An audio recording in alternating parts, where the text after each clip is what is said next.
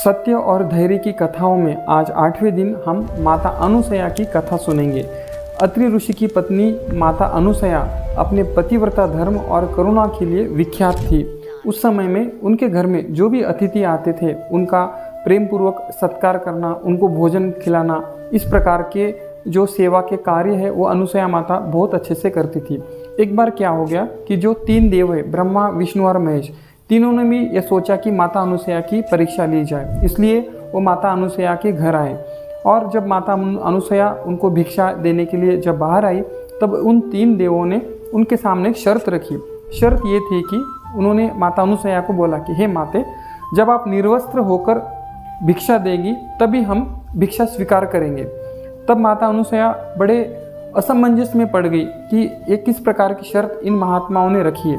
अगर वो निर्वस्त्र होकर भिक्षा देती है तो उनका जो पतिव्रता धर्म है वो भंग हो जाएगा। अगर भिक्षा देने से मना करती है तो उनका जो अतिथि सत्कार करने का जो धर्म है वो भंग हो जाएगा। इसलिए वो असमंजस में पड़ गई, वो थोड़ी चिंता में पड़ गई। तब उन्होंने तनिक क्षण भर के लिए ईश्वर में शांत हो गई।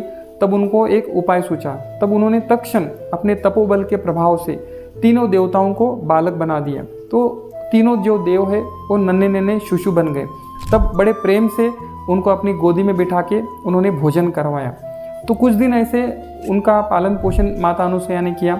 तब उन तीनों देवों की जो पत्नियां थी उनको टेंशन चालू हो गया कि हमारे पति कहाँ गए। जब वो ध्यान में बैठे तो उनको पता चला कि हमारे पतियों को माता अनुसया ने छोटे छोटे नन्हे बच्चे बना दिए। तो तीनों देवियाँ माता अनुसया के पास आई और उन्होंने माता अनुसया को प्रार्थना की, विनंती की कि हमारे जो पति है उनको वापस आप पहले के जैसा बना दीजिए।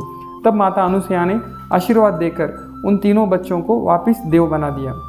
तो उन तीनों देवों ने फिर वापस माता अनुसया को उनकी जो तपस्या थी, उनका जो प्रेम भाव था, उनको जो मातृत्व उनसे मिला, उससे प्रसन्न हो गए। और तीनों देवों ने माता अनुसया को फिर से आशीर्वाद दिया कि हम आपके घर में एक बार जन्म लेंगे। तो इसी के फलस्वरूप कुछ दिनों के पश्चात अनुसया के घर में दत्तात्रेय जी का आगमन हो गया। ये दत्तात्रेय अर्थात ब्रह्मा, विष्णु, महेश तीनों के ही ये अवतार थे।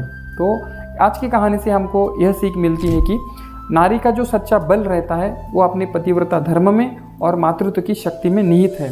इसलिए अगर कोई नारी संयम से रहती है और अगर उसके अंदर करुणा भरी हुई रहती है तो अवश्य वो देवताओं को भी अपने चरणों में झुका सकती है। ओम श्री दत्तात्रेय नमः।